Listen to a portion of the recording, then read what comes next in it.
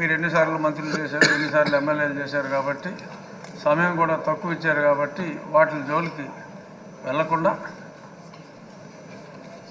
ఎన్నో దశాబ్దాలుగా నేను మీకు చిరపరిచితుడిని అయినప్పటికీ సభలో చెప్పుకోవాల్సిన అంశాలు కొందరే ఆ పేరుకి సార్థకత తీసుకొస్తారు. చిన్నవారికి అయ్యగా,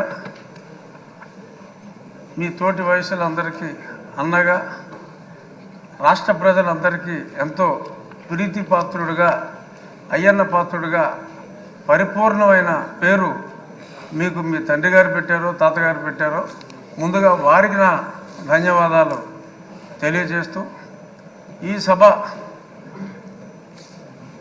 పామరులందరికీ అర్థమయ్యేలాగా సరళమైన భాషలో మీరు మాట్లాడతారు. అందులో గర్వం లేదు, సరళమైన భాషే మీరు ఎప్పుడు మాట్లాడారు. ఇప్పుడు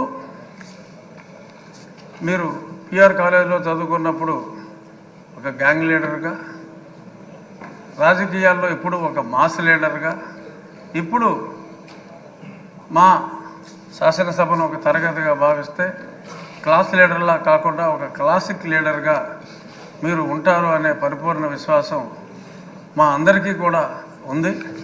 నిన్ననే మరి సింహంలాగా చెప్పుకునే వాళ్ళు సభకు వచ్చి వారి పేరు కూడా మర్చిపోయేలాగా పెప్ప అన్నారు.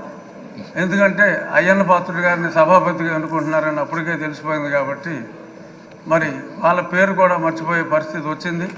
అంచేత వాళ్ళు ఎప్పట్లాగా అలాగే ఆ సీట్లన్నీ ఖాళీగా ఉంటాయేమో, మరి ప్రతిపక్ష పాత్ర పోషించాలి అంటే మరి పాలకపక్షంలోనే అందరికీ కూడా మీరు మాట్లాడే అవకాశం కేవలం పొగడ్తలకే పరిమితం కాకుండా, మంత్రులకే అవకాశం కాకుండా మాలాంటి శాసనసభ్యులందరికీ కూడా మీరు తప్పకుండా అవకాశం ఇవ్వాలి.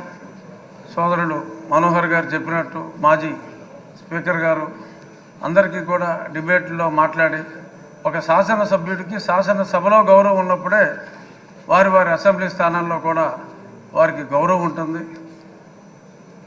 శాసనసభ్యులందరి గౌరవం కూడా మీరు కాపాడగలరు అని మనస్ఫూర్తిగా భావిస్తూ మరిన్ని ఉన్నత శిఖరాలు ఒక రాజకీయ నాయకుడిగా, ఒక ప్రజల మనసు దోచుకున్న వ్యక్తిగా మీరు మరింత ఉన్నత శిఖరాలకి ఎదగాలని మిమ్మల్ని మేము ఎప్పుడూ కూడా రాష్ట్ర ప్రజలు కూడా బీసీ నాయకుడిగా చూడలేదు. కొందరు నాయకులు ఇప్పుడు అన్నారు బీసీ నాయకుడు అని, కానీ ప్రజలందరి మన్నన ఉన్న అపరూపమైన నాయకుడు మా అయ్యన్న పాత్రుడు అని చెప్పి ఒక వర్గానికి మిమ్మల్ని పరిమితం కాదు, అందరి నాయకుడు